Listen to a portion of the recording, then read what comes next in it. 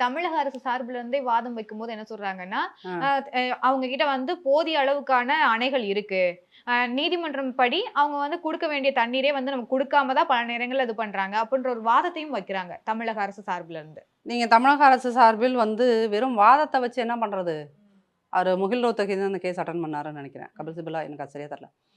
அப்போ நீங்க எப்படியா இருந்தாலும் அந்த மாரி ஆட்கள கூட்டிட்டு போகும்போது ஒரு நாளைக்கு 60 ஒரு சிட்டிங்க்கு நீங்க ரூ. 60,00,000 ஃபீஸ் கட்டுறீங்க.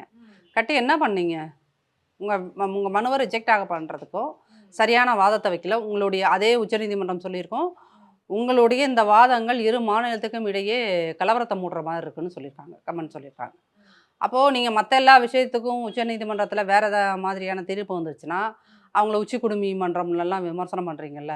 அப்ப இந்த தீர்ப்புக்கு நீங்க என்ன பண்ண போறீங்க? இப்படி ஒரு தீர்ப்பு வந்ததே வெளியில தெரியாம அமுக்கினாங்க. அதுக்கு என்ன பண்றீங்க?